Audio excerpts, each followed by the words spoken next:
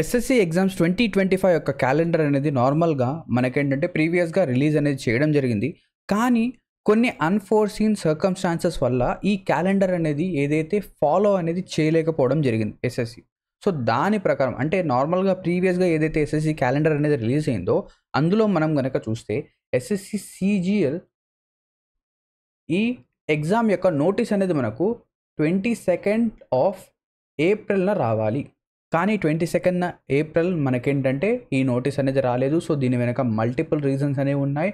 ఈ నోటీస్ అనేది రాకపోవడం ఎందుకంటే ఎస్ఎస్సి ఎగ్జామ్స్ అనేవి కొన్ని రీఫార్మ్స్ అనేవి ఇక్కడ మనకేంటంటే కనిపించడం అనేది జరుగుతుంది. సో, దాన్ని బేస్ చేసుకొని మనకేంటంటే ఒక రివైజ్డ్ క్యాలెండర్ అనేది ఎస్ఎస్సి మనకేంటంటే వాళ్ళ యొక్క అఫీషియల్ వెబ్సైట్లో రిలీజ్ అనేది చేయడం జరిగింది.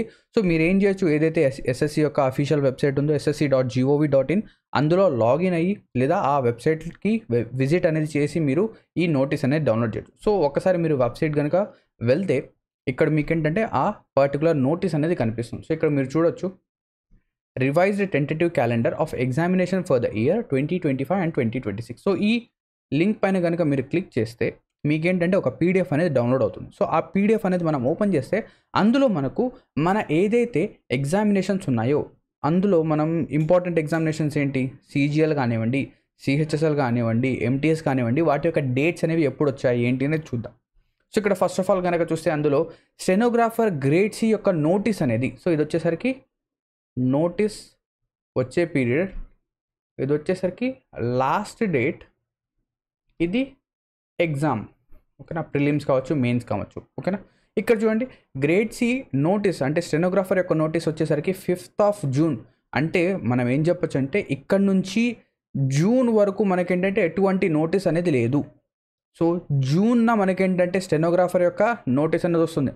అండ్ దానితో పాటు వెంటనే చూడండి ఎన్ని నోటీస్ వస్తున్నాయో.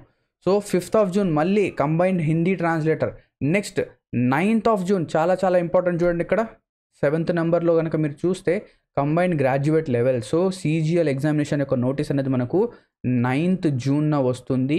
అండ్ ఎగ్జామినేషన్ ఎప్పుడు జరుగుతుంది అంటే 13th ఆఫ్ ఆగస్ట్ నుంచి 30th ఆఫ్ ఆగస్ట్ వరకు జరుగుతుంది. అంటే ఇక్కడ నుంచి కనుక మనం తీసుకుంటే ఈ నోటీస్ అనేది మనకి ఎప్పుడు వస్తుంది, మే మంత్లో అయితే వస్తుంది. సో, మే మంత్లో మనకి ఏంటంటే ఒక 20 డేస్ ఉన్నాయి.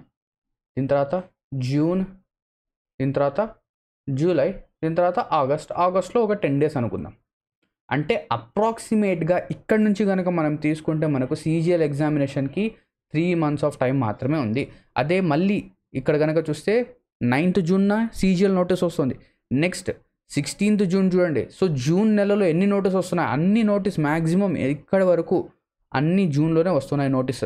ఇక్కడ చూడండి sub inspector 16th June, combined higher secondary level CHSL examination ఇది కూడా 23rd June, MTS 26th June. Exams కూడా చూడండి ఆగస్ట్లో మీకు సీజీఎల్ అయిపోతుంది.